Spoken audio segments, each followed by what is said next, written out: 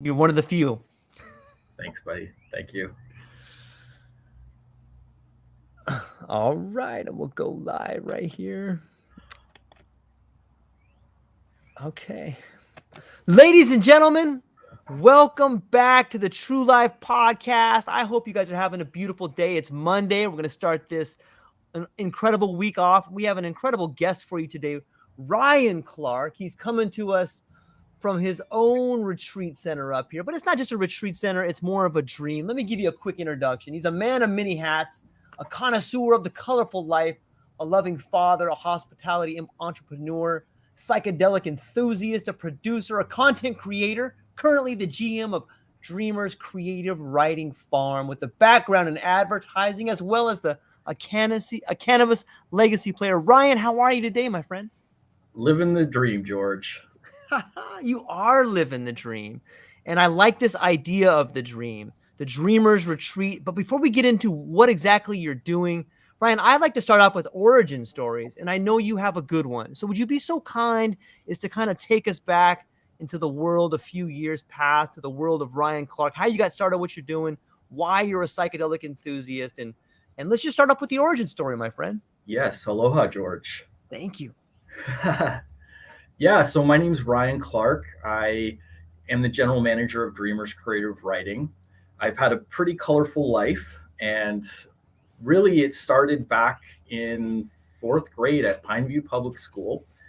My first exposure to drug propaganda was something known as the Chicken Club, which was a Canadian type DARE program, if you will.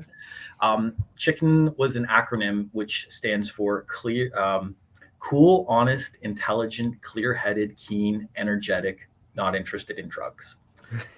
And I'll always remember that. I wish I still had the t-shirt, but yeah, I was a Chicken Club member, and it really did not deter me from drugs. I mean, it really just made me more interested in psychedelics. And, obviously, first and foremost, I want to say that I consider myself a responsible person and a responsible parent, and, all the proper things that society expects. But yeah, I've always been a little different. And, over the course of my life, I've done many different jobs, many different hats, occasionally a tinfoil hat, but that's another story.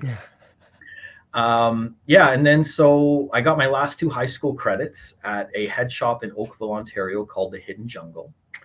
So it was a really interesting co-op to have back in the day. And, my parents weren't thrilled about that, but, I stuck with it and decided to pursue advertising and communications at Mohawk College. And, many of my assignments did revolve around cannabis. And, my professors would say things like, broaden your horizons. And they were right. But, cannabis is really, cannabis and music have been my raison d'etre. And, I've always, when I was going to Mohawk College, I was a clerk at a cool little head shop in Hamilton called Spiritual Smoke. And we were the recipient of 2 View Magazine Reader's Choice Awards during my employment there. So, and, when I graduated, I was really at a crossroads. And, I love weed. I love the culture. And I deep down in me, I knew that there was going to be a breakthrough. There was going to be change in the laws regarding cannabis. And wow, was I ever right. So, I mean, we were all right collectively. No man is an island. So, Right. So yeah, after graduating in 2003, I participated in the Summer of Legalization tour. So it was really just touring around the cities with lots of prominent activists like Chris Goodwin. And we would go to Ottawa for the Fill the Hill rally. And, just it was more than just a smoke out. It was all about, nonviolent, passive resistance, and just general protesting. And Paul Martin was in office at the time, and there was a great deal of changes happening with the cannabis law. So, dispensaries and cafes were popping up in Vancouver. So, I took what little investment money I had left, and I just decided to go for it and open up a cannabis cafe / lounge / consumption space down the street at King William. And yeah, it was kind of a big deal. It incredibly nerve-wracking. All my friends and family thought I was crazy. Not all of them, but they were concerned, right? Like, this is a big deal. Don't want to jeopardize my future, my livelihood with a criminal record. But I just had to take the risk. It really felt like my calling, and yeah, it was a huge success. We ended up with thousands of members as part of the. So yeah, basically it functioned as a private members-only club. So we had a very detailed liability waiver drafted up, and we made sure that the guests and the customers that came in knew that it was at their own risk, and that this was more of an experiment, more of a social experiment. And of course, we reached out to the police, Chris Goodwin and I, to make sure that we had a good rapport with them, and they knew that what we were doing. And so there was very positive mutual understanding there that it could go down anytime. So I was only there for 6 months, and I just got cold feet and I bailed. I knew that the time was coming where it was going to get raided, and bless Chris Goodwin for sticking it out and keeping that cafe open for, gosh, I think a year and a half before it was eventually raided. And I've got great respect for any responsible adult that takes a risk in this industry and pushes the movement forward. So after Up in Smoke, I went back to my hometown in Milton, which is about 45 minutes outside of Hamilton, Ontario. Got a more traditional office job, more career-oriented job at a lighting wholesaler in Milton, and that was great. Paid my dues there as a new green graphic designer, designing catalogs and stuff. Worked for a newspaper called the Business and Construction Times, and that was basically going out to job sites to interview contractors, project managers in the residential, industrial, and commercial construction trades. And that was, next to Dreamers, that was probably my favorite job. That's where I really got to flex my creativity and and have the freedom to kind of function as like a freelancer. Flash forward a few years. After Big B Publishing, I was always resented the term stay-at-home dad. I prefer primary caregiver. me and my family, we hustled hard to bring up our lovely twins, Charlie and Lucy. And they, so at the time, Trudeau was elected. And I mean, let's be honest. Well, in my humble opinion, cannabis legalization was the swing vote that got him elected here as the federal prime minister. And, when that happened, I just thought, wow, like, how about that? It's not perfect. There's many holes in the system. Still a lot of corruption that I see from my point of view, but it's progress. And at that point, I got back into the cannabis industry, working for a couple of like vape wholesalers, and then got back into retail at the Cannabis Supply Company, which is a chain. It was a chain of patients. How do we phrase it? Just a chain of clinics, of medical cannabis clinics in Southern Ontario. We had 9 locations, and they have since transitioned into an AGCO licensed cannabis store. So they no longer provide medical cannabis prescriptions, but that was the foundation. And, learning, it was great to just kind of grow out of just being, working in a head shop, being a bong store clerk or a water pipe technician, as I used to affectionately refer to myself to my more conservative family members. And then, so we would help people get an affordable prescription for cannabis, and they would come in for consultation. We use telemedicine, which is like an online doctor's appointment that they would speak to our nurse practitioners, and they would get advice about what strains are ideal for them, different methods of consumption, and I really loved that job. So I went on to manage 3 locations. The Guelph location, Hamilton, and Burlington. And, COVID happened. Just as we were on the verge of getting our coveted AGCO license to sell recreational cannabis, COVID happened and I was laid off. And at the time, I was dating my new bae, Kathleen McNichol. And I always had a sense or a desire or a dream to own my own Airbnb one day, or to retire with some kind of like, hospitality business. And, here Kat comes along and she's already got it started, and she's, on the DL marketing it as 420 friendly.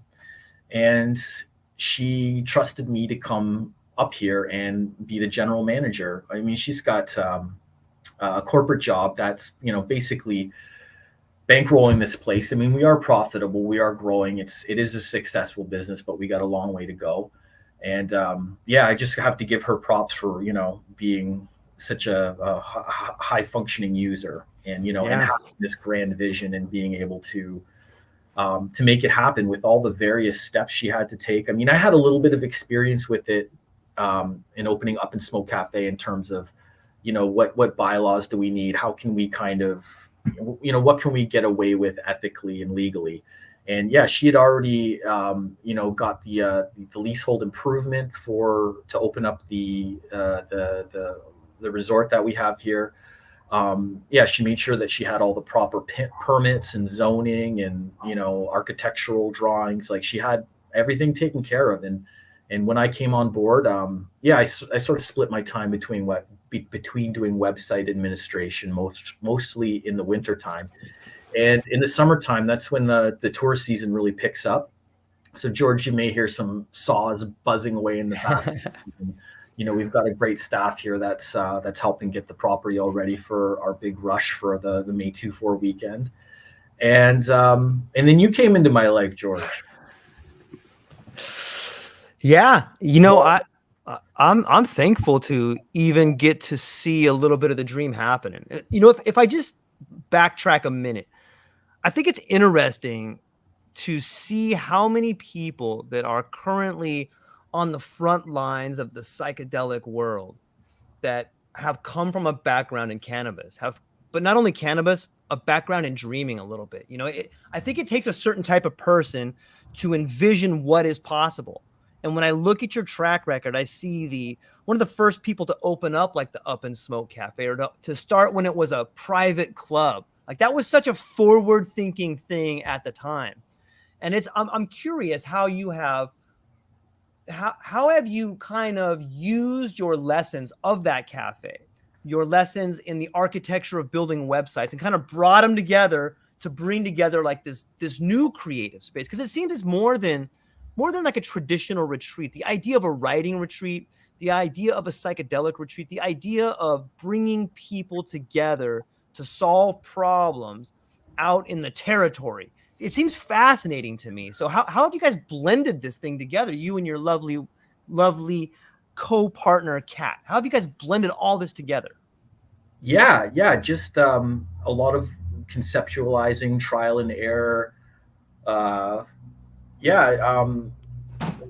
Discouragement, motivation, ups and downs. I mean, it's a lot of work here. And I did grow up on a farm, so there's a lot of skills I had to rediscover here, especially on the property maintenance side, which, I do refer to myself as a property beautification specialist too. And, I'm really happy with the carpentry and maintenance work that we've done here. I mean, I'm all about beauty on a budget. My mom, Susan, always used to use that expression. And so as far as our growth and our sort of business model, like, Kat's pursuing her PhD in autoethnography, and basically that's a fancy way of describing healing writing. So, restoring themselves, using writing prompts to, basically express yourself that in words that may not be ever shared with anybody other than yourself. And, having participated and helped organize her writing retreats in her online courses, I really see how healing writing is so beneficial for people. And as far as the writing retreats that we offer here, usually they take place around, the in-person ones take place around Thanksgiving here in Canada in October. And we have a great group of people. They come up here and participate in, workshops once or twice a day. And then at the end of the weekend, based on all the exercises that we've done, we just gather around the campfire and everybody just takes a turn reading what they wrote over the weekend. And then hopefully they go away refreshed and replenished. That's on top of our real revenue stream comes from the Airbnb and short-term booking platforms that we use, such as Airbnb, VRBO, Booking.com, TripAdvisor. Have you ever heard of HiBnB, George? No, I haven't. Yeah, so this is another booking platform similar to Airbnb, but it's catered to the cannabis industry. Oh, wow. Yeah, so people, and all of our guests are pretty chill, even the non-users. But yeah, it's a great platform so that people can find more cannabis related activities, and hopefully I'll still be able to retain my passion for that and grow the business to include things like my own workshops. We've got I've got a ACMPR growing license here, so we have a nice collection of plants in our garden that yeah, it's kind of an attraction here for the guest. And a lot of people come from other countries, they've never seen it grown before, and it's fascinating. And ultimately, George, we want to have a safe space here for everybody. And as far as people that use cannabis, I think, drawing from my experience at the Up and Smoke Cafe, I think that our edge here is that because we're a hospitality business and people spend the night here, we don't have to worry about impaired driving, or at least we can mitigate the impaired driving by making sure that people don't overconsume, or are responsible enough to know that what's considered appropriate or not. One thing that I really love, Ryan, about this emerging world that we're moving into, it doesn't matter if you're in Europe, South America, North America, I think that the currency of the future is creativity. With all these new tools coming out, whether it's Chat GPT or my daughter watches this YouTube channel of a kid named Ryan that's probably a multi-millionaire, and oh yeah, that kid is balling. He's balling. But it drives home the point, like that is the currency of the future, is creativity. And in some ways, I think what you're doing is revolutionizing not only the currency of the future, but the place to create in the future. Like there's finally this world where you can be inspired, and whether it's cannabis or psychedelics or just a quiet place to think, like I think that's what you're providing for people. And it's really exciting to me because I've spoken to you a little bit about the possibilities of what can be, whether it's a troupe of people coming to perform for a group of people, whether it's a ceremony, a rite of passage, a writer's retreat. And I'm wondering, like, I know that you've had authors there. I know you've had people like Nick Murray come in. I know that you have different types of things happening. Maybe you can explain to me an event that happens at your place and some of the things that people are creating there, whether it's a magazine, whether it's writing things down, or maybe you can explain to me the ambiance of the place and then some of the transformations that you've seen at that place. Yeah. And all that stuff is pretty well documented on our Instagram, which is I think it's at Dreamers Writing or at Dreamers Creative Writing. But we do these things called Dreamers Guest Moments where, I'll offer to take a picture of our guests, whether they're romantic couple or just a people coming up here to do hikes and outdoor nature activities. But yeah, it's such an eclectic mix of guests that we've had here. And, sometimes we have painters come up here. Mm-hmm. We've had, stargazers, like people bring up really powerful telescopes and, doing some astronomy. And, beyond just the traditional camping activities, like, I mean, we call this place, like a glamp site, like we offer glamping. So, you still have to be a little bit rugged, like to forego some of the creature comforts associated with traditional travel. But like for the most part, we have 4 bunkies. 2 of them are insulated for year-round comfort and bookings. We have 2 prospector tents, which are really durable and comfortable. And we also have a studio apartment. So the average size of the bunkies is about 100 square feet. And I'm actually in our Atwood bunkie right now, which has just been freshly renovated. And so really we're up for almost any kind of activity that, I mean, we don't want to market this place as a party space, as much as I love music festivals and, a good sound system in DJing and performing. I think the direction I want to take it, in terms of pursuing my own interests in music and electronic music production, I'd really love to host a producers retreat here. And I think that could be feasible by, creating, setting up like editing suites in each one of the bunkies, or similar to Cat's workshops. We'd have up and coming producers and, high profile producers ideally to come up and teach electronic music production through software like Ableton Live and Cubase. So that's sort of on the back burner with my friend Jim Spiro at musicbox.ca in Oakville. So I really hope that comes to fruition one day. So that's one of many projects we'd love to do here. We'd love to offer goat yoga to our guests. Yeah. Which, is kind of a strange thing, but, why not? There's so many different functions that could take place here. Corporate retreats. We've had a couple of guests that have come from licensed producers and, retail cannabis chains. And, I'd really like to also, make that available for them to come with their company and, do some team building here. Yeah, it's a great idea. I'm curious too. You have a magazine too, don't you? Like the Dreamers Publishing. Yeah, we sure do. And gosh, I should have brought a copy out. But yeah, Kat's the editor of Dreamers Magazine. Okay. It's published 3 times a year, and it's distributed through Chapters, Kohl's, and Indigo amongst our growing subscription base. We have digital and print copies available, and I actually have a promo code too that I could share with the audience if that's okay. Are you kidding me? That's absolutely awesome. Yeah. Okay. Great. So if you enter RC-2020-5 in the checkout section, you'll get a whopping 5% off. It's not much, George, but you jump, you shoot, you hope for the best. You know what? I'm stoked to get anything. I'll put it in the show notes down there too. Tell me, is there let's say, what is in the content of that magazine? Are you talking about things that happen up there, or are you publishing content of writers that come up there for dream workshops, or what is the relationship between the magazine and the place that you're at? Yeah. And that's actually a great idea, George. It's in terms That's all I have. Yeah, you do. Yeah, you are. Just kidding. It's a good idea. I had never thought about including content about the goings on here at Dreamers at the hospitality side.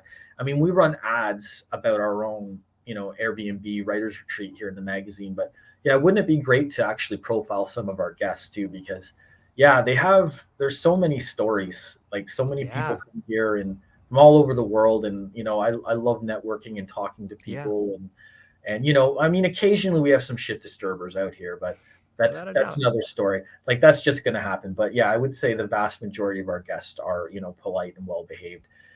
The content of the magazine is based on writing submissions that we get from our website, dreamerswriting.com. So you can submit anything from an essay, nonfiction, fiction, short story, poems, haikus. Kat holds contests 3 times a year that coincide with these magazines. And for a reasonable fee, people can pay to have their writing submitted to us, and then our editorial department, aka Kat's mom and dad, review the submissions and pick out the best ones, and then we publish them online and in our magazine, and that generally makes up the content of our magazine.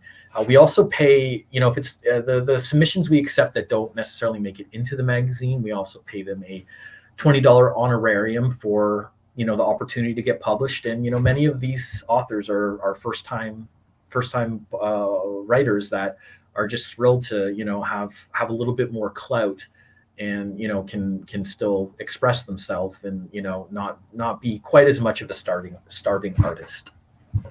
You know what? I know you and I had a previous conversation. I'm not sure if we brought up this point, but I bet you everybody listening to this would agree, or maybe they wouldn't agree. And I'm curious to get your opinion. What do you think the submissions would be like? Let's say if I came up to the Dreamers Retreat and on the very first day I wrote, I don't know, a poem, or I wrote a short story. And then on the third day I wrote a poem or a short story. Which one of those poems and short stories do you think would be better? On day 1 or day 3, and why? That's a great question. I think they're probably refined over the course of the weekend. I would say they probably improve. And Yeah. when we take our breaks in between the workshops, ideally the participants would go back and edit their stories so that they're maybe that much better. Maybe there's a moment of inspiration that was shared in our collaborations during the workshops that they find is worth including. And I don't, and that's yeah, I never even thought about including the submission, the work that our writing retreat guests do here. Most of our submissions come online based on whatever contest we're hosting. So I think the last one was a sense of place and home, a sense of place and home and migration. So these are ongoing submissions with rolling deadlines. I mean, you can submit whatever you want to Dreamers, but we give priority to the people that enter the contests based on certain topics, whether it's a haiku.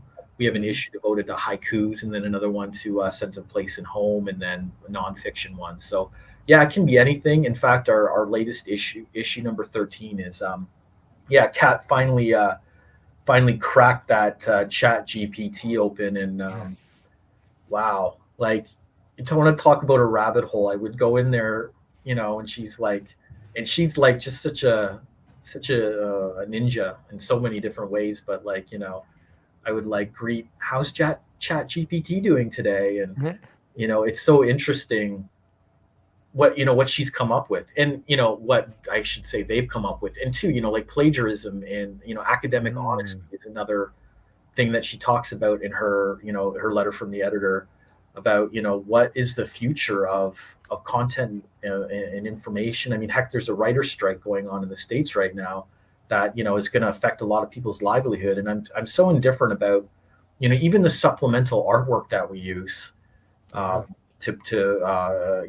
complement the writing that we publish is AI generated. We use something called Canva, and like my prompts aren't my prompt flexing isn't great. Like, I've got a lot to learn about improving the production value of the stuff, of the pictures that we include. But like, it's just so amazing how far it's come. And where's the line between what is authentic and what is just computer generated fluff. And hopefully we find a nice balance so that we're at least transparent about what our authors want and what our audience expects.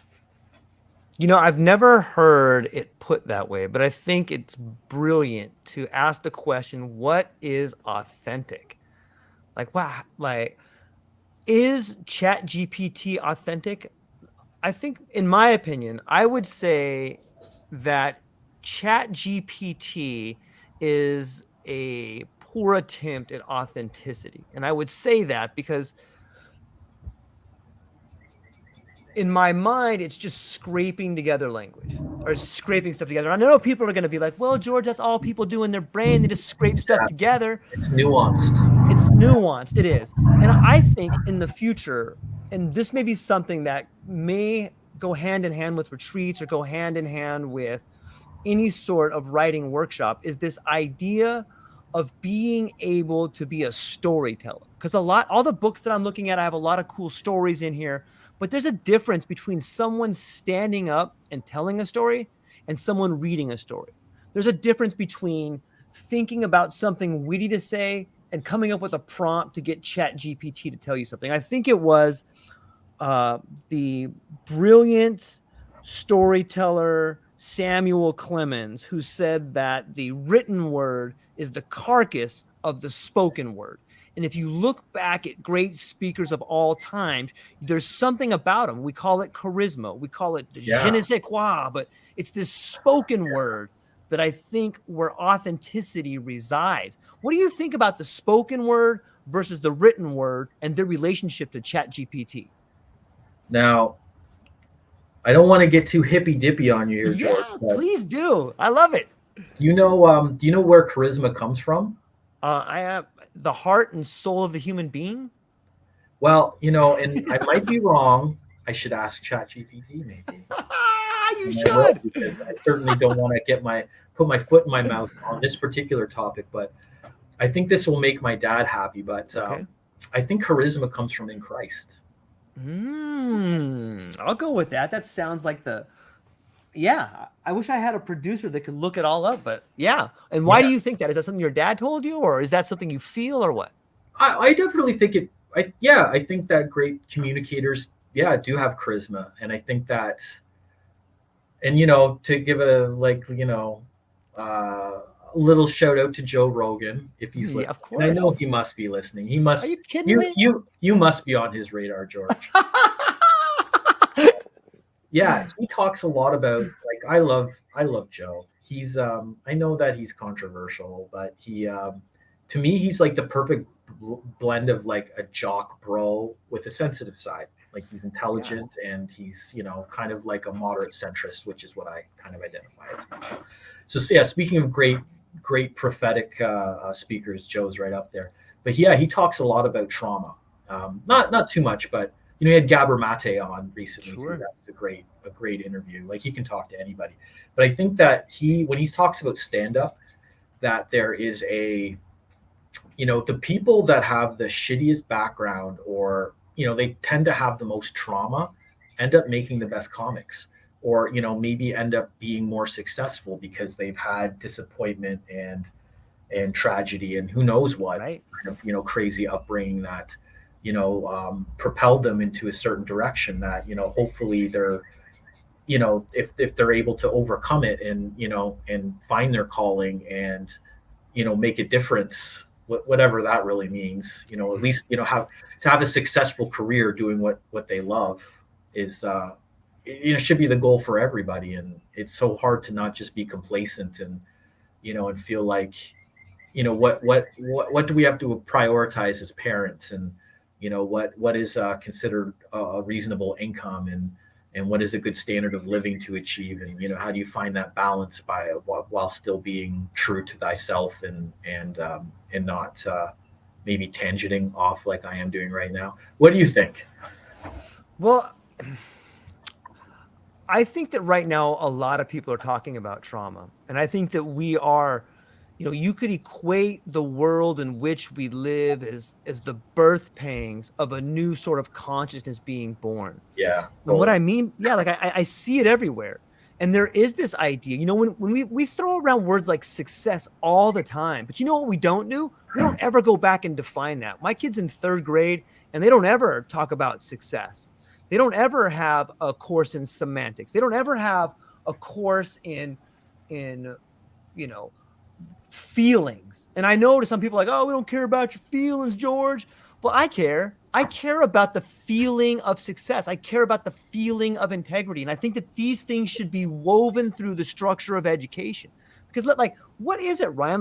What is success? Is success getting up and going to a job every day for 14 hours and killing yourself, not seeing your family, coming home and having a glass of whiskey and white knuckle in it so you can do it again the next day? Yeah. Or is success maybe living in a little bit less? Is success maybe having a little bit more time with your family? Is success sitting down at the dinner table and having a discussion about integrity? Is success being able to kiss your wife and your kid goodnight every night? I don't have the answers to this, but I can tell you that in my life, much like you have taken some risks, whether it was through the cannabis cafe, the Up and Smoke cafe, putting yourself on the line, putting yourself out there and having your family maybe at times being embarrassed or shocked at what you're doing. I think that these are the world we live in, and we need dreamers. We need people like you out there that are doing the best they can. We need people like me, like the people listening. We need people on the front lines that are willing to take a risk and define success for themselves.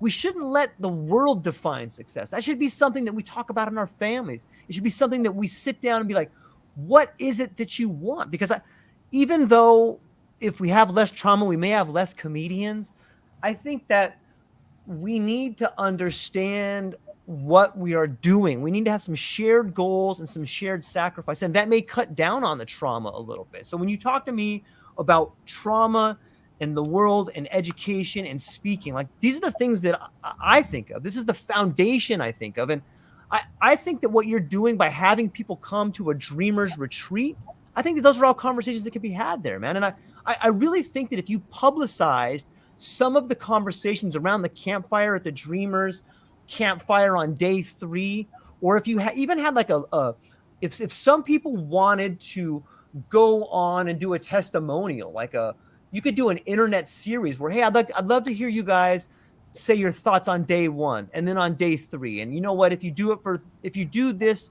thing with us on 4 days, I'll give you the 5th day free or something like that. But I think that would be incredibly insightful. And you could have a series of like success talks. Hey, what is success? We do this on the 1st and 3rd day of every retreat. If you guys want to participate, I'll kick 10% off. But I think that you could compile some data that would be very compelling television, very compelling writing. And it's something no one's doing, man. I think it would be beautiful. Yeah. Yeah. We got to hire you as a producer, man. I'm in, man. I'll do it for free. I would love to. I think that would be something that everybody would tune in for. And you know what the truth is, Ryan? I think that you would get to see real-time, mind-changing, profound ideas being built. Because look, I've been in nature. I've gone up and had a psychedelic experience and come out of the forest, like both physically and metaphorically. I've come from the fringes and been like, holy cow, I figured it out, man. Yeah. Maybe if it was just for a moment or two, but I got that moment of clarity. The same moment of clarity an alcoholic gets, when they know they need to stop. That's the same clarity a psychonaut can get coming through a journey. And I think that's what people like you are providing. They're providing a space where people can go and reconnect with nature, reconnect with themselves, man. I think the spoken word is something that everybody should begin to embellish. This stream of consciousness is almost like an altered state of consciousness, man. So if you wanted a rant, there you go. What do you think? Yeah, so profound, George. Speaking of spoken word too, I'd just like to give a shout out to Tommy Buick, who is the founder of the Burlington Slam Project, which and Open Minds Respects event, which was basically a slam poetry collective that we organized. I mean, Tommy's got more roots in that department. I took care of more of the music programming, but yeah, he would do spoken word events at the Black Bull in the same kind of it's a competitive atmosphere. I mean, we do have prizes based on audience reaction and appreciation. So but yeah, there's so many language has so many different applications, and words can hurt, they can heal. And it is a poor carpenter blames his tools, if I can use another trade expression about how. That's so funny. I have that, when the debate about PC versus Mac comes up, I'm a pretty devout PC Android user, so but I do like the expression of poor carpenter blames his tools. Are you PC or Mac, George?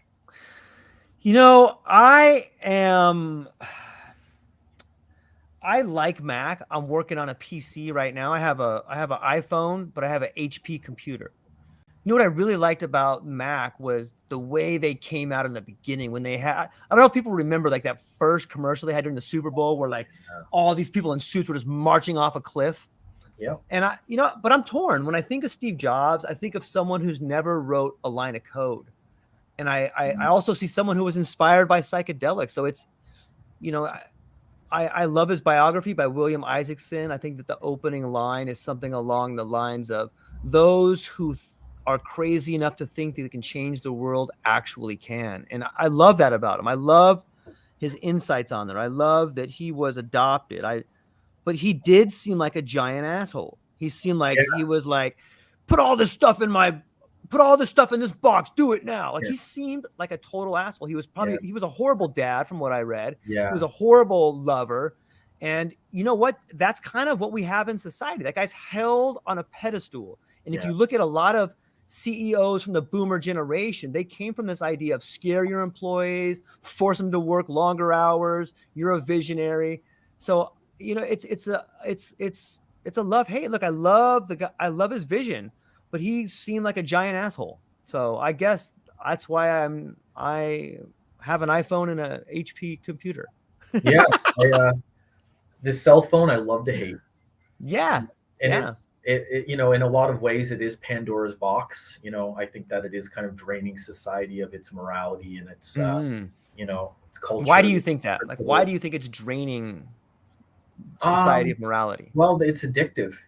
It's addictive, like like consumerism, materialism, hoarding. Like it's all just trying to fill a hole in people's hearts that really can only be filled with, I don't know what it can be filled with, but it's, there are things that, that can be abused, but, also can be beneficial. And, yeah, Steve Jobs did kind of conceive Apple through, at least in part, through some acid trips. So, like if you look at, a lot of the prominent figures in Silicon Valley, I mean, heck, how many companies now are recommending microdosing to their employees? And, Yeah. what is, what is germinating as a result of, this amazing fungus that, is expanding people's consciousness. I see the tech I think that the psychedelic industry is the new tech industry. Yeah. There's so many people that are making that change from there's a corporate burnout. There's all these, I talked to so many amazing people, a lot of people from Microsoft actually, that are making the leap into this idea of, the psychedelic world, and they're bringing their creative talent, they're bringing their ideas of what is possible. And I see that same spark of imagination, that bite out of the apple, whether it's the tree of knowledge or, we could talk about what that logo really is, but, I see that bite, that creativity, that spark, and it's making its way from Silicon Valley to the world of psychedelics. And I welcome that. I think that is what's needed. I think that the tech industry has gotten away from the visionary ideals of Steve Jobs. It's gotten away from the what can be. The world of Silicon Valley has departed from the world of imagination. And I see that psychedelics is bringing that back into the fold. And I think that once we begin to merge those things together, watch out. I think it's going to be unstoppable. And I really think that I look at it like this. I see the psychedelic space as like a space shuttle, and you needed Silicon Valley as a booster on one side and patents on the other side. And we have this patents and it's lifted off. And now all these isms are falling away like the boosters on a space shuttle, and we're moving into orbit now. Mm-hmm. And now and that's why you see so much chaos. It's like, oh, boomers' ideas dying. Oh, currency's dying. Like those are the boosters we needed to get into orbit. And now we're here, and it's like, son of a gun. Now what do we do? Now we're in orbit, And if you just think about the language we use, like getting high or being on a trip, like I think that they kind of add together in a way like that. Is that too out there? Yeah, no, that's perfect. That's a perfect analogy. Is that exploring outer space, but also exploring inner space, and using these tools as materials for introspection and conceptualizing different possibilities. And with AI too, like we talked a little bit about transhumanism before, and the great convergence that was really fringe not long ago, but and I really foresee a time that there's going to be, I don't want to say robot uprising, but AI is a real existential threat. And I mean, how do you think we could dose AI so that it doesn't destroy us? Wow. Okay, so I think that there's two camps here. I think on one camp, you have people that are worried about AI like taking over everything. And then you have another camp that's like, it's not even sentient. Like it'll never be sentient. And I try to understand both sides. Like in my opinion, I think that there's a race between biology and technology. And what I mean by that is, I take a lot of mushrooms, and I think that I can see myself evolving. If you take mushrooms on a regimented dose for 3 years, you will become a different person. I think that it's happening in real time. Like I think that the neuroplasticity that happens in high doses of psychedelic trips is rewiring the brain, and it's doing it quickly.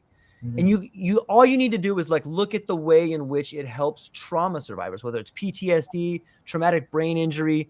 There's a recent article in Spanner magazine that talks, I think Adam Tapp was talking about this, where an individual in his 60s was having dementia, and they used a 5-MeO-DMT spray that fundamentally changed that dementia from being terminal to having that person get their license back, playing guitar again. Wow. And look, I don't have the evidence in front of me, but it's documented.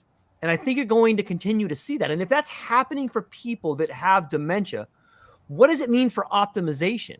And so I think that, like, when you look at Elon Musk and you see like this brain chip interface, I think that's old hat. I do not think that's where it's going. I know you got Ray Kurzweil. I know you have Silicon Valley that have bet the farm on this, but I think that it's like water in the mirage. Like that's what they're seeing. You're seeing water in the mirage. Like it's not there. It's not going to be there. You can drill holes in people's heads and put computers in there, but you're just a new version of Dr. Mangala. Take some mushrooms. It does a way better job at it.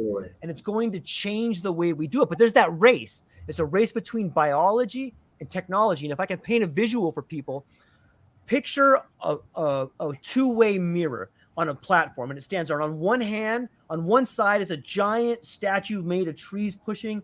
And on the other side is a giant machine made of computer parts pushing on each other.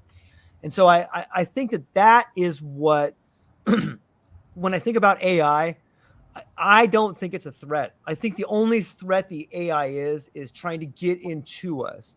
The only AI threat is a made up threat from tech companies trying to jam it down our throat because they need it to work.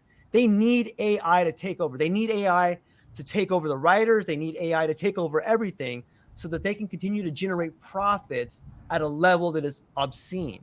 I think that there's been contracts made. There's been companies that have sold AI to government systems, to Fortune 500 companies, and they bet the farm on it. Like, this has to work. Otherwise, they all go bankrupt.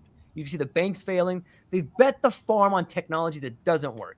So I don't think AI is a threat. I think it can be a useful tool, but I think that there's a lot of money behind AI that wants it to be a threat. They want people to be scared of it. So I don't think that the robot apocalypse is coming. I think the psychedelic apocalypse is coming. And that's something that the people who have bet the farm on technology, old money, should be really, really afraid of. Yeah, you know what apocalypse means, right? Break it down for me, man. What is the definition of apocalypse? It's the lifting of the veil. Yeah. I love it, man. It doesn't necessarily mean it's a bad thing. If we are entering into a new age of consciousness, and these are the global birth pains that you're describing, then yeah, sure, apocalypse is absolutely a great description. And when I think of Musk's Neuralink and even the vaccine to a certain extent, is it might be some mark of the beast shit. And totally. Yeah. And I think, yeah, you're right. Like, there might not be a robot uprising per se, but when there is, when the robotics, when those Boston Dynamics robots, go on a date with ChatGPT and, all the other AI platforms, and they're going to produce some really ravenous pups. But if it isn't a robot uprising, then, it might be some like Black Mirror style cloud-based consciousness upload. So maybe us or the next generation, maybe even us, I don't know, but maybe we will be given the opportunity to upload our consciousness to the cloud so that we can essentially be immortal. And if and when, the biological, robotic technology is available to basically like recreate yourself. I mean, gosh, people are having their heads cryogenically frozen, their bodies cryogenically frozen with the expectation that they will be revived one day. And who is going to have these kinds of opportunities? Is it even ethical?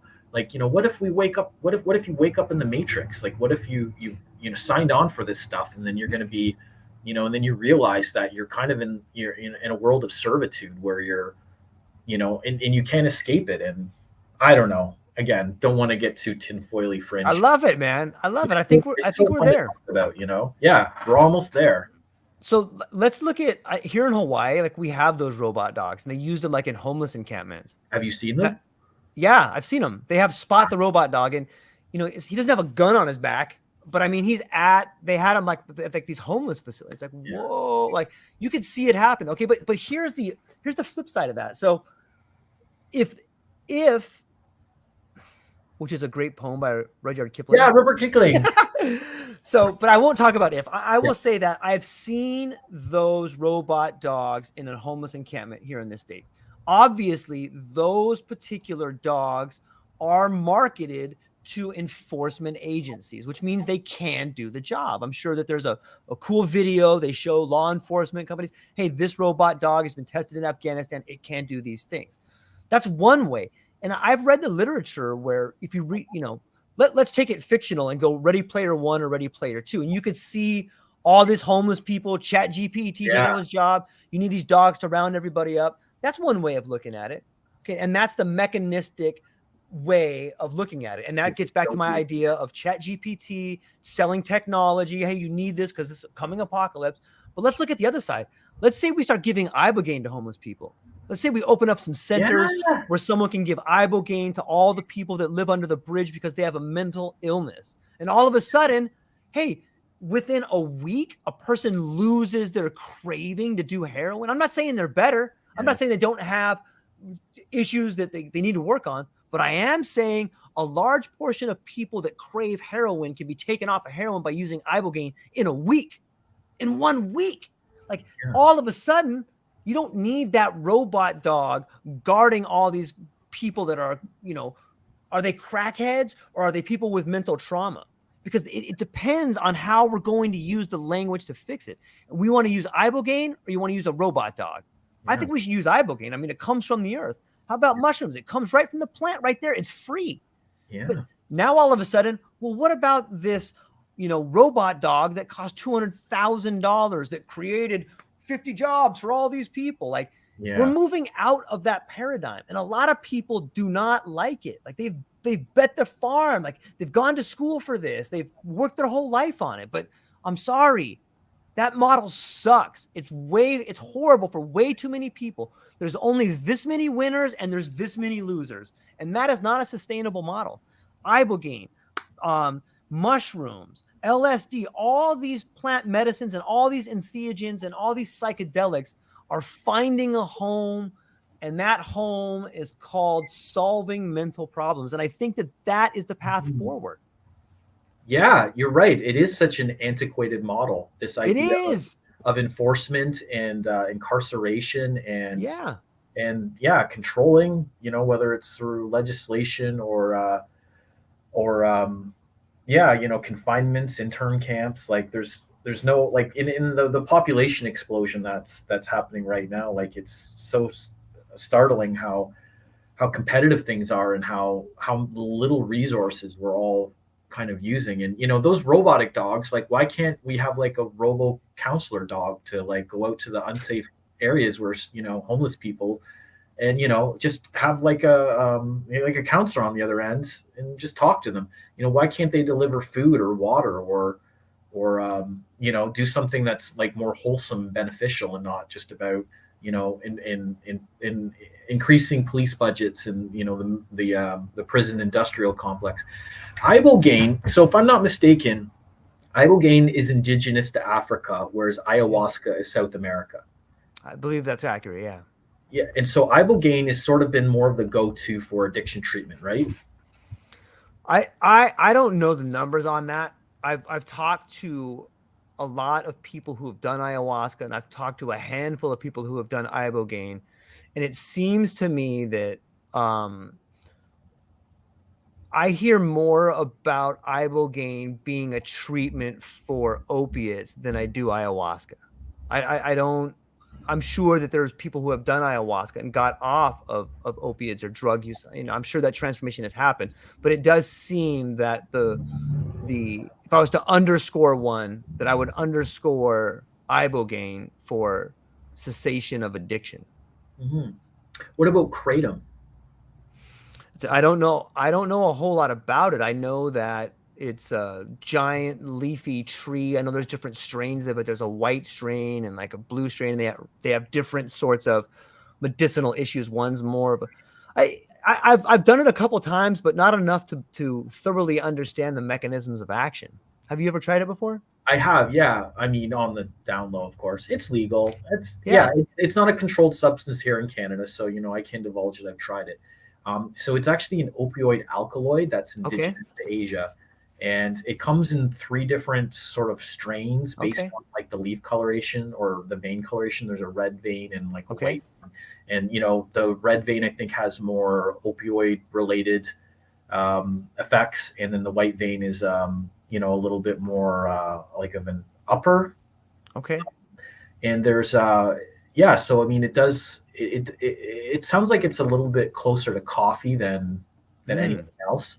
So it sounds like you have these opioid alkaloid. It doesn't like plunge right into that receptor like an opioid would, but I guess you might say it sort of tickles it so that you might get a little buzz or at least a little bit of withdrawal relief, so that I you don't see. have to go like full methadone or full heroin or whatever it is. Mm. And so yeah, I know that there's some kratom cafes, whether or not in North America somewhere. I haven't really seen any here in Ontario, but another really exciting thing too is we're having a whole bunch of like mushroom dispensaries pop up. Oh, nice. Yeah, they're growing like bad weeds here. There's one like sort of nearby us here. I think it's just south of Collingwood. It's called. The two that I've heard of is fungi's and shroomies. And Mm. yeah, so I see news reports that they open up and then they get raided, but I think that's going to be the next big phase in psychedelic accessibility, and whether they should be operated on a franchise model or a clinical model is kind of up for debate. I mean, psychedelics like the psilocybins, the LSD, the ketamines, the MDMA, like that's some next level powerful stuff that I personally think should be reserved for clinical medicinal use. I mean, what do you think? How do you think the infrastructure is going to be set up for people to be able to access these things? That's a great question, and I don't, I don't, I don't have a great answer, and I don't think anybody does right now. I think that there's definitely a place for the home practitioner, I think that, but if someone has a really traumatic sort of background, or they find themselves with thoughts of suicide, or I think that there's a clinic that needs to be had there, because it's not just it's not just the medicine that needs to be served. It's also a conversation that accompanies that. It's that integration. And I think that what can be done is that the first level should be health, and maybe there needs to be a clinician for that. But and here's the problem. The problem is that the people that need it really can't afford it. The people that want to use it, that can afford it, are really just trying to optimize. They have trauma. They maybe that's not 100% true, but it seems to me the people that really, really need it, a large portion of those people can't afford it. So I think that what you're seeing happen at some of the ketamine clinics is sort of a sliding scale. If you're doing well, you go in and you pay for a ketamine treatment, and you can pay, you can pay this tier, and that's kind of subsidizing the people down here that can't get it. And ultimately, I would like to see optimization centers and healing centers. And I think an optimization center could offer a sort of, they could offer like neurofeedback in conjunction with layered 5-MeO DMT mushrooms on like a 4 or 5 day progression scale. And then that sort of optimization treatment could subsidize maybe a veteran who is currently homeless. You know what I mean? And I think the people that can pay for optimization could subsidize the people that need it. And I think it would just be a short amount of time before that person that needed healing trauma became an optimization person. And like you could kind of feed them around in this circle from like, PTSD to healing to integration to optimization, and then back up to teacher. You know what I mean? I think it could almost be a circular pattern there. So I hope it moves in that way. I don't have a real answer, because I know there's need for both. What do you think? Yeah, well, that circle thing, I mean, I think that could also be an analogy for samsara, which is like the wheel of suffering, which I think like most of us are on. Yeah. I think that there are seasons in people's lives where things are really bad, and everybody loves an underdog. Everybody Yeah. loves a comeback story. The hero's journey is that cliche in so much of our literature that that there must be a way for people to have have breakthroughs, or have recovery that sticks, and that can avoid people from relapsing, or finding some kind of inspiration, or a change of scenery. Like there are so many different things that can complement psychedelic use, which again, if I might plug our business here, that Yeah, please. that I really do hope that there is a way for us to introduce that in a way that we have like a licensed therapist or counselor that can come kind of be the trip sitter, and give people that individual treatment. That it could involve end of life care.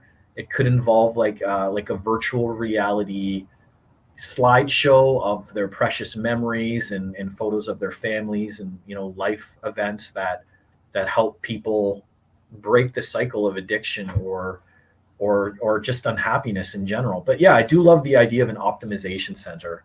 I think that not everybody needs that really that deep recovery addiction resource. But yeah, just to be able to optimize it, just to be able to, I mean, alcohol's so tired. Yeah. Bars are not really that great.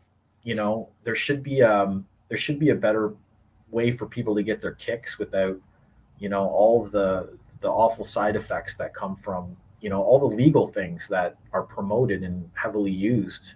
Whereas the more wholesome, less addictive things are class A schedule ones, and suppressed. And like it just it just seems very obvious that that the lobbying bodies, and all the corporations, the alcohol, big tobacco, like Hmm. they've worked so hard to suppress it. And now that they're adapting too, and they're changing their product lines and their business models to include uh, psychedelics, and cannabis. And heck, I even saw that there was like a ketamine nasal spray now. Yeah. So yeah, there's all kinds of different ways to administer these things.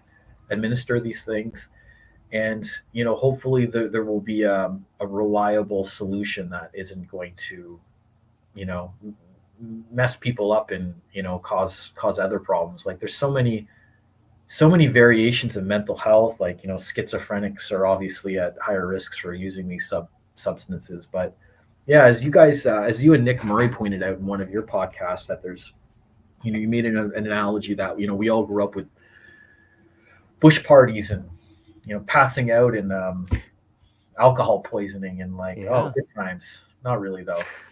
you know but yeah, if there could be more of a like a shamanistic, ritualistic, treating drug use with reverence, as opposed to just getting a fix, is if there's you know two things that are going to save the world, it's psychedelics and sushi. But I digress.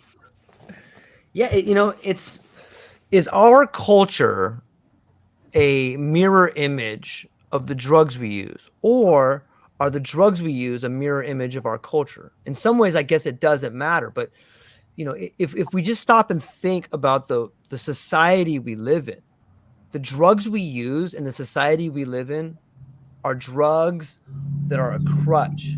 They are drugs that allow us to continue to just white knuckle it. Like, every corporate boardroom, every corporate office has a coffee machine. Like, Yeah, what do you use coffee for? Caffeine's got caffeine. And yeah, I use caffeine all the time, but it's something that is somewhat of a stimulant.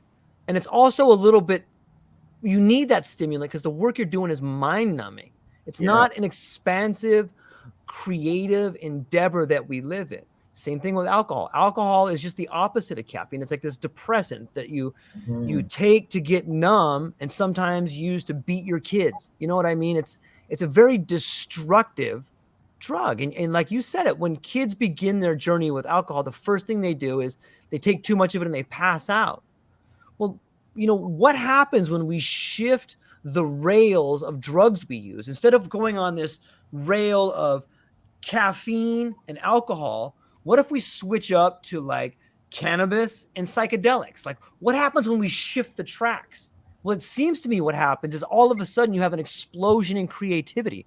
All of a sudden, these tracks, they fork off and they take us into a world of imagination. They could take us into a world of healing trauma. They take us into a world of, hey, man, I feel like I'm waking up to this weird sort of numbing thing. Well, maybe that's the drugs we've been running on for the last 100 years. What happens when MS-13 turns from a bunch of thug addict, child trafficking knuckleheads into a world of mushroom cultivating artists? I don't see why that can't happen. Why can't MS-13 become the cultivators of the psychedelic movement? All of a sudden, these noble tribesmen of South America start dealing in mushrooms a little bit instead of child trafficking. Like, why can't it be that? Like, if you look at the way that the narcos move things, like, what happened if you just made it legal? Like, look, let's turn the narcos into the new sort of Pfizer, but only let them do psychedelics. Like, let's legitimize them. Hey, these guys are incredible businessmen. Let's legitimize them. Take out the child trafficking, move in the mushrooms. But I think that this track of psychedelics takes us into a new world that can be beautiful. And is beautiful it is for guys like me and you and the little guys and the little girls on the ground starting businesses, it's terrifying to the guys that own the train tracks of the old system. And I think that that's what's happening. Yeah. That switching those tracks would just propel society into outer space with those booster rockets that you mentioned. Yeah, earlier. Man. It's beautiful. Those boardrooms. I mean, I don't have a lot of corporate experience, but I can only imagine that they are just riddled with Adderall and SSRIs and all the things that. And I mean, not to diss those things too. Sure. Like I take an SSRI, and it's really helped me. I was very reluctant, when dealing with my own trauma, to take antidepressants because I just thought it was going to change me. And it's made a big difference. And it's cannabis as a supplemental medicine, seems to be keeping me pretty stable and motivated, and keeping me from going into the dark holes that some of us experience. But yeah, there should be like a more curated and catered way of like, can we talk about our friend Nick Murray and what he's doing with his biohacking? Because let's do it. If he has a way of doing these brain scans, because I guess, I mean, everybody has a different neurochemistry, and and if maybe these optimization centers can have biohacking like brain scanners, so that you can see, okay, well, like this synapse is suffering, so maybe this psychedelic analog will specifically help you, as opposed to just some like random street drug, or something that doesn't have any quality control behind it. So let's take biohacking even further, because you're beginning to hear different sorts of retreats using this subject called layering. And layering is like, okay, you can do 5 MEOT one day, you do psilocybin the next day, and then you're going to do ayahuasca the third day. Wow. But that just scratching the surface, Ryan. Like, and here's where I think there's a union between modern medicine and the psychedelic plants. I think that you could start bringing in stuff like human growth hormone. I think HGH should be part of every single regimen. It should be stacked with every plant medicine. I think HGH should be stacked with every plant medicine. Just my opinion. I'm not a doctor. I'm just a guy. I'm a podcaster. But this has been my use. Like, when I use plant medicines, I always stack it with HGH. But there's other things too. There's different kinds of selective serotonin receptor agonists. There's different kinds of herbs. Like, if you look at Prema Sagara that's coming out of Oregon right now with Moksha Journeys, they have something called the stack. If we look at biohacking, let's look at the way we measure things. Nick Murray's already come up with technologies like the kernel where they can measure your brain. But I'm starting to see new kinds of graphs where, are you familiar with 3D printing? A little bit.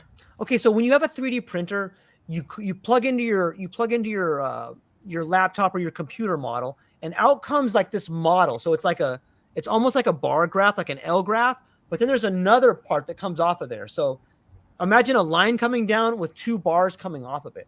I think we could be using like that sort of 3D imaging to add another dimension to how we measure psychedelics.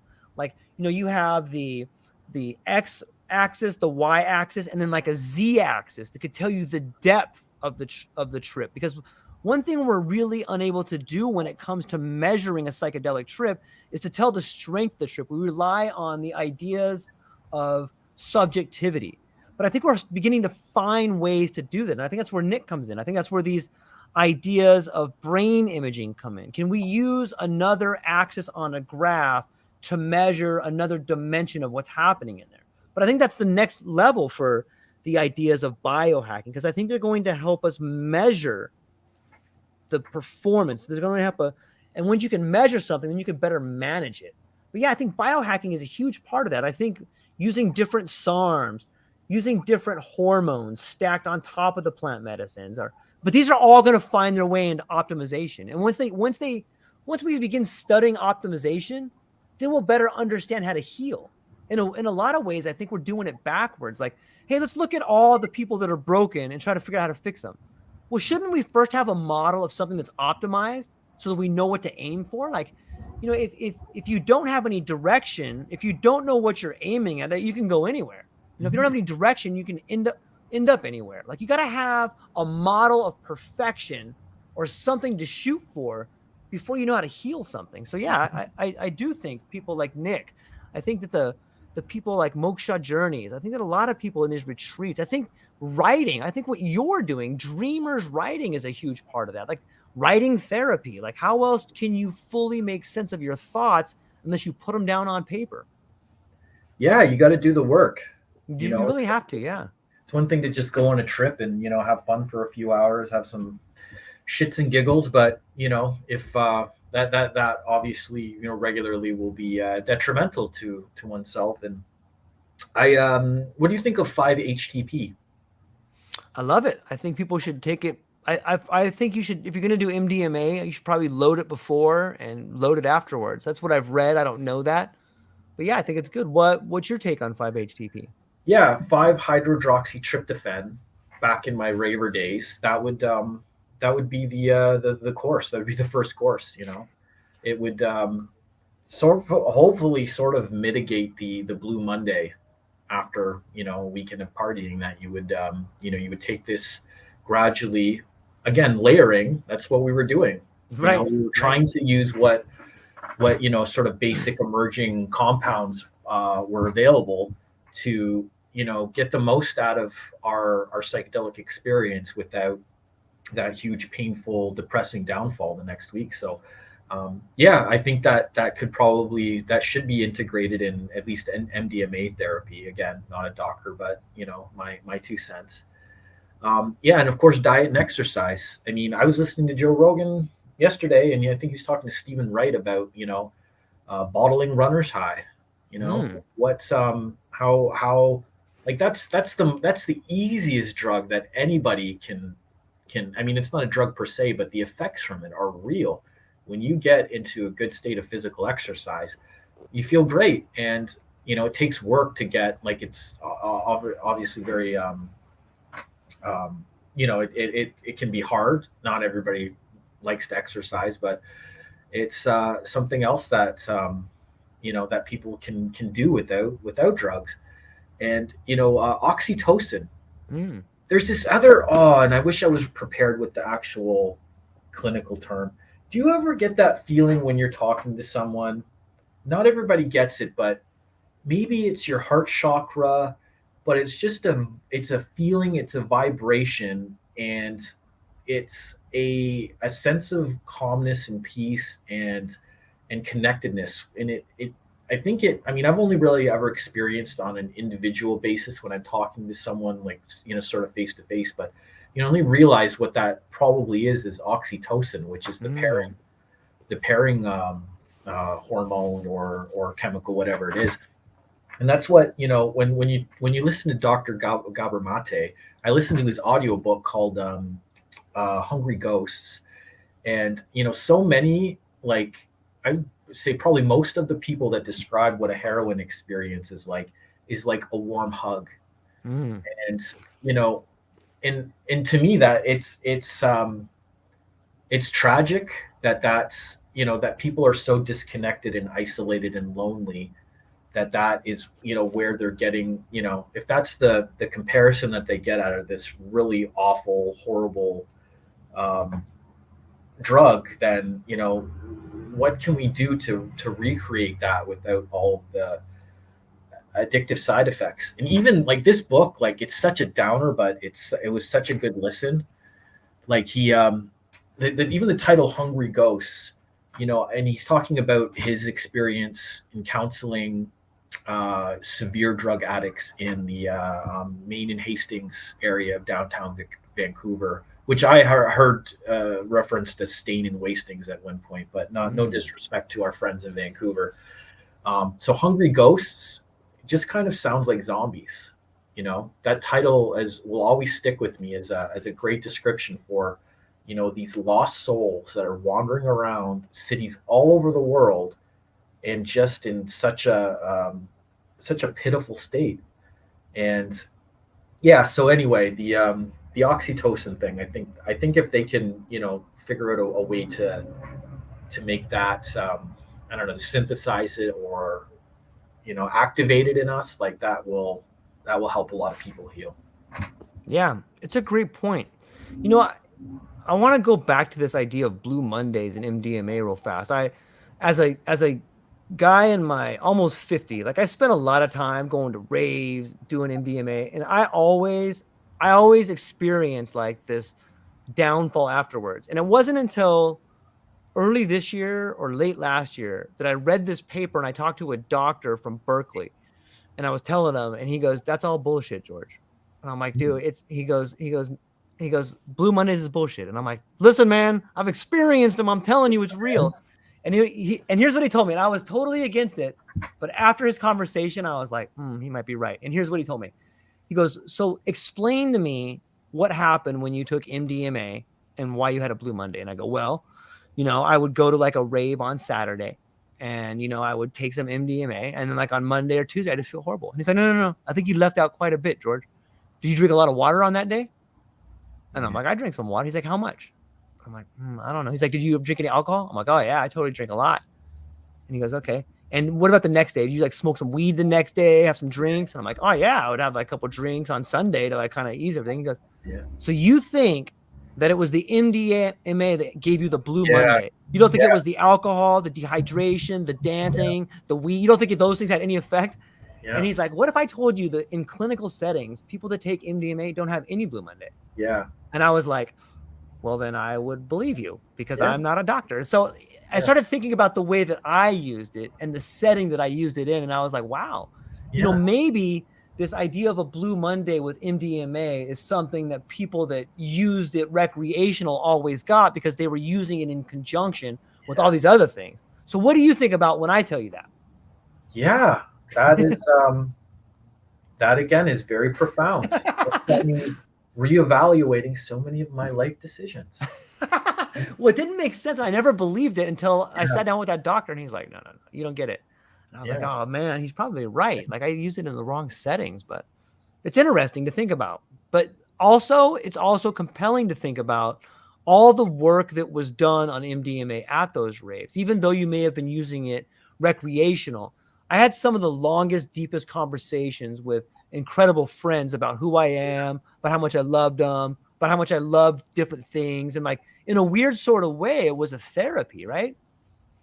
Or Yeah, therapeutic. absolutely. Absolutely. Like, when my mom died, it was so hard. Like it was I was 19 years old, and I just kind of like adopted this rave family. And to quote Vanilla Ice, I had a weekend that lasted 5 years. Great quote. Yeah, it's a great quote. And I don't stay in touch with most of these people, but like, and I pushed my luck, and I overindulged far too much.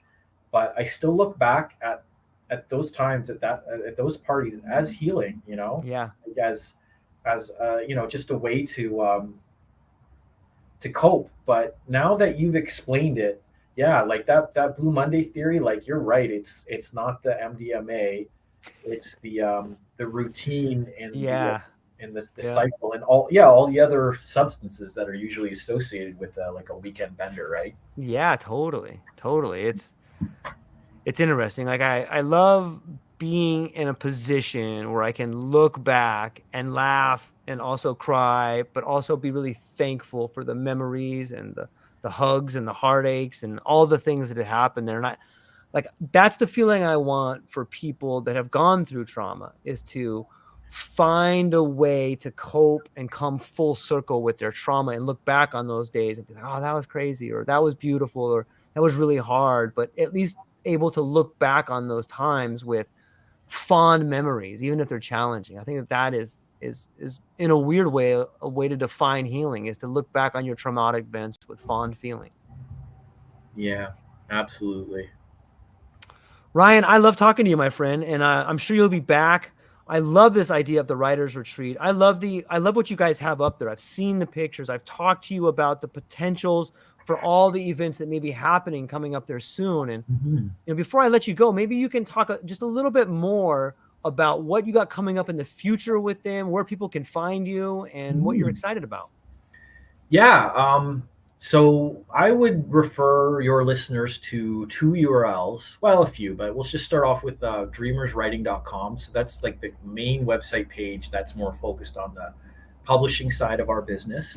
And yeah, if you're a writer, an amateur writer, professional writer, like please consider submitting, entering one of our contests. And all the applicants, all the entries do get reviewed, and we're not overly critical. If it's well written and if it's written from the heart, then we'll generally accept it. And as far as like coming to visit us, you don't like we're sort of like officially designated as a writer's retreat, but we do offer general Airbnb accommodations. We're working on our own direct booking portal too, so that you'd be able to just book right through our website and then save some money in terms of the booking fees that these platforms charge. Right now in this beautiful spring weather we're having, we're just getting the site all prepared. We're building a dock, so we'll actually have like a little waterside property. It's more of a marsh, but it's still kind of nice. Still kind of nice to be able to just chill at the end of the dock. So that's the main project that I'm excited about uh, this summer. So hopefully, like cash flow will improve, and we'll be able to keep expanding, and maybe eventually buy another property. Maybe Dreamers can end up being a franchise model, and we can start helping people build their own writing retreats or artistic retreats, or whatever floats their boat. Um, Also, just wanted to mention that we give some swag away to our guests too. I think we're pretty generous here. I mean, I can go over the whole orientation here, but I'm gonna save it for when you come and visit. Nice. Very Uh, nice. this is our VR swag. So we give this out to our guests, and if you go to writingfarm.ca, you'll see a link to our guest welcome guide, and then there's a link where you can. I mean, you can check this all out at cosmoeffect.com. So this is sort of my own personal portfolio website. I love going to trade shows and festivals and retail stores, and just talking to people, interviewing them, taking some pictures. But the idea with this VR cardboard, and actually Google Cardboard was the first to market with this thing. And again, like it's not mind blowing Oculus Rift HTC Vive level VR. Like the production value isn't there quite yet for me because I still have to upgrade my equipment. But yeah, so if you do want, if any of your listeners would like a complimentary copy of our VR cardboard, just have them reach out to me, send me a message. A subscription to my YouTube channel, to our YouTube channel, DJRC420, Cosmo Effect, or Writing Farm will go a long way in terms of us being able to send you these. Yeah, the idea is that you pull up any of the videos available at cosmoeffect.com, hit the VR icon, and that will enable stereoscopic mode. And you can drop your phone. Oh, by the way, here's my lovely wife. Yeah. This is She's on the phone on my phone. So how meta. So you you put this into the box here like this, and then you just kind of like look around, man, and wow, you're in the matrix.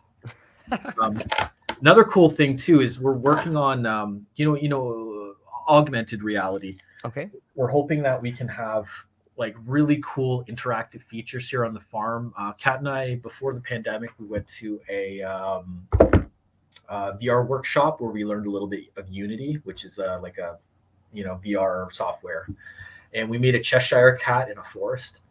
And what we'd like to do with augmented reality, and specifically a similar product to this, it's called Magic Leap, but it's not VR, it's AR. So you just have glasses, but there's like a film, almost like Google Glass. And yeah, you'd walk into a store, or you'd walk down the path to our secret garden, and you'd be able to see all these different annotations pop up, similar to like YouTube video, focus on it, and then then you'd be able to see details about, like, say, Margaret Atwood.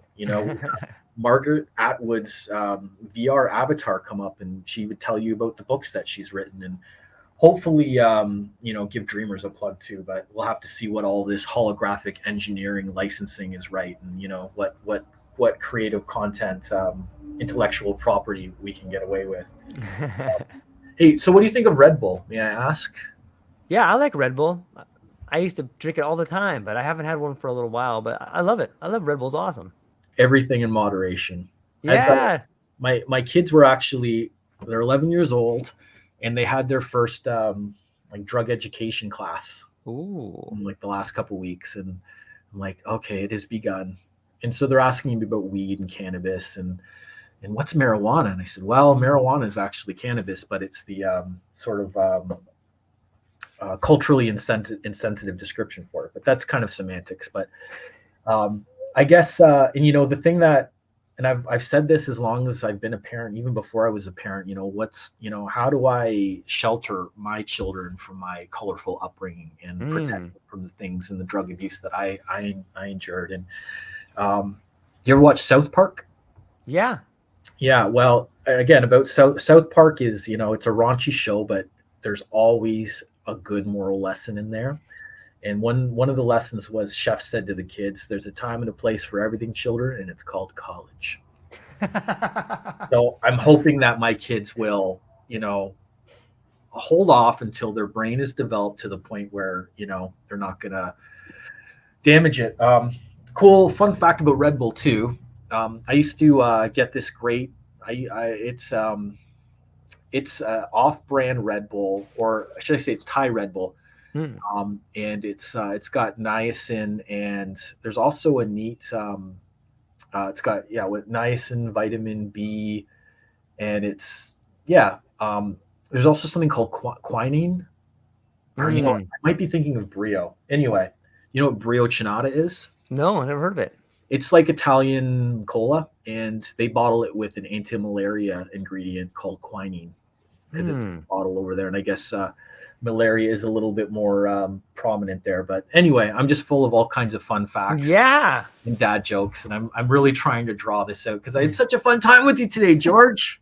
Man, I love talking to you, Ryan. You have to come back. I'm really excited to see some of the work you're doing. I think, some of the things that you guys have planned up there are sort of first in use, like this idea of bringing in a troupe of theater performers, or this idea of rites of passage, or I just love the idea of writing. I'm a big writer myself. And I think that there's something magical that happens where once you get into this certain heightened state of awareness, it's almost like something writes through you.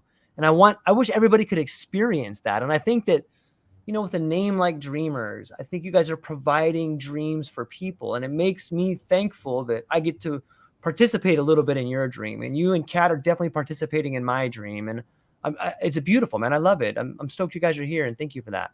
Yeah, my pleasure. This is such a big opportunity for me. You've got like a great audience, you're growing, and we made it. I hope next time we can talk about tattoos too, because we barely got into them. I'm all sleeved up, man. I got Socrates, I've got I've got tons of tattoos that I think help remind me of what I'm doing and why I'm doing it. And I definitely get the stink eye sometimes, depending on where I go. But I think there's something to be said about a tattoo that is meaningful and the way you get them and the relationship between you and the person giving you the tattoo. And I think it's beautiful, man. I really enjoy them and I love them. What's your take on them? Oh yeah, well, meaning is important, but I will say that most of my tattoos scream I make responsible decisions. I love it, man. I You love know, it. Yeah. yeah, one of so again, I don't are so permanent, but yeah, so my kid, been talking about, I did get a tribute tattoo for my kids, but again, when they come of age, when they're old enough, I think we're gonna get promise tattooed here, so that will be our like pinky promise. Yeah. I like it. It's a good Yeah, one. I think that's got character, and I mean for a first tattoo, that's have it like visible on the hands. Like I guess I would like to push my kids more into the micro tattoo realm. Like, at least then, like it's not they're not quite as committed to it. It's probably easier to laser off, but yeah, I don't know. We'll see. Yeah. We'll see. Some people say the new tattoo is not getting a tattoo. Yeah, oh for sure. Like, I'm just amazed at how mainstream they are now.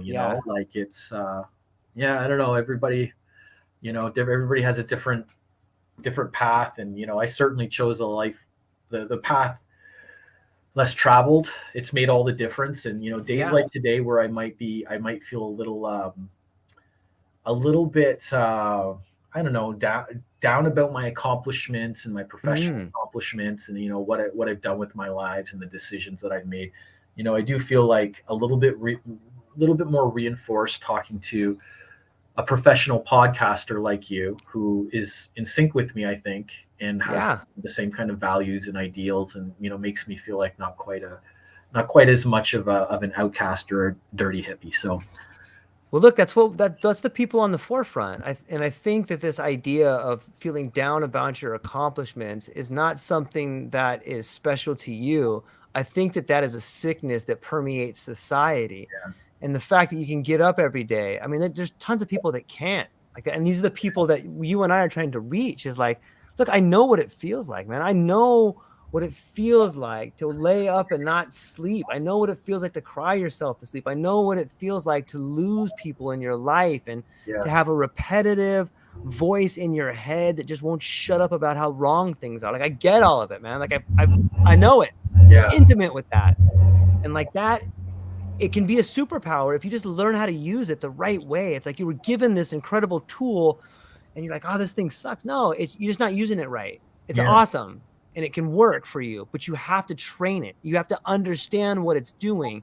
And I think psychedelics can play a huge role in that. It's all of us relearning who we are. It's all of us relearning what a relationship is and our relationship to each other and our relationship to life. And, and I think writing and speaking and having the courage to embrace those things about yourself that you think are weird, that you may feel ashamed of in some ways, this stigma against mental illness, like understanding that you can embrace those and use them in a way that is advantageous to your life and people around you, man, is really powerful.